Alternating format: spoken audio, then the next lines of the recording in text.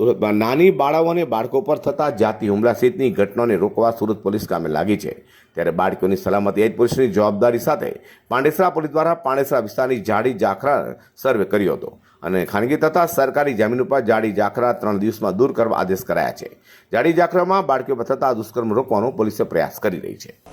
માનનીય શ્રી કમિશનર શ્રી અનુપમસિંહ ગેહલોત સાહેબના માર્ગદર્શન અને એની સૂચના મુજબ તેમજ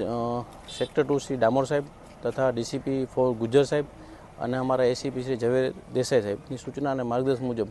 પાંડેસરા વિસ્તારમાં કોઈ અનિચ્છનીય બનાવ ન બને તે બાબતની તકેદારી ભાગરૂપે આજ અમે અમારી ટીમ પાંડેસરા પોલીસની ટીમ સાથે વડોદ ગામમાં અગાઉ નાના બાળકના રેપ વિથ મર્ડર જે થયેલા છે જાડી ઝાખરાઓમાં અને જે એકદમ ઘેઘૂર જંગલ જેવું વાતાવરણ સિટીમાં થયેલ છે તેના ભાગરૂપે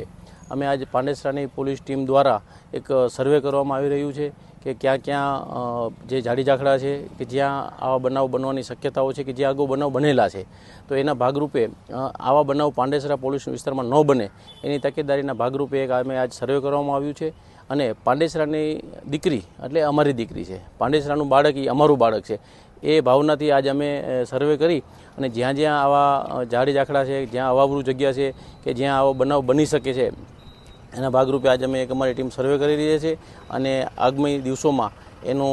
રિઝલ્ટ લાવવા માટે કે જ્યાં જ્યાં જાડી ઝાખરા છે તે બધું કાઢી અને એને એકદમ મેદાન જેવું કરી જેથી કોઈ બનાવ બને તો સામે દેખાય અથવા તો કોઈ આવો બનાવ ન બને એના ભાગરૂપે એક અમે આયોજન કરવામાં આવેલું છે।